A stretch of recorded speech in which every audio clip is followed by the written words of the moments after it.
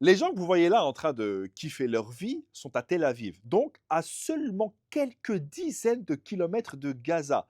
Ils sont tellement proches de Gaza qu'ils peuvent y aller à trottinette électrique. Du coup, en voyant ces images, je me suis demandé, ils pensent quoi les Israéliens du génocide? Et là, j'ai compris que parfois, c'est mieux de pas savoir. En fait, un sondage est sorti il y a pas longtemps et on y apprend que presque 80% des Israéliens se fichent de ce qui se passe à Gaza. Ah oui, hein, ils s'inquiètent plus de savoir s'il y aura des falafels au dîner que de savoir qu'à quelques kilomètres, il y a des enfants qui crèvent de faim. Et dis-toi qu'il y en a autant qui pensent que leur armée fait tout pour éviter des souffrances aux civils palestiniens. Regarde, hier, environ 100 Palestiniens ont été tués.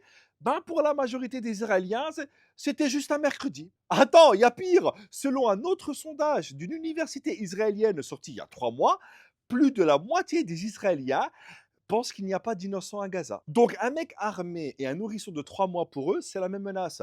Sauf que le nourrisson, il fera son cocktail Molotov avec son biberon. Les mecs, ils sont pas en pierre, ils sont en vibranium. Tu leur montres des images de bombardements, d'enfants qui souffrent de famine ou morts. La première question qu'ils vont te poser, c'est qui fait les effets spéciaux. Après, c'est normal, hein, vu que la majorité des médias israéliens obtiennent leur script directement de l'armée israélienne, qui dit par exemple que la famine à Gaza, c'est à cause du Hamas. Frère, t'allumes ta télé en Israël, tu peux entendre un soldat israélien dire: ah oui, quand on tue un enfant, c'est uniquement pour qu'il puisse rejoindre ses parents au paradis.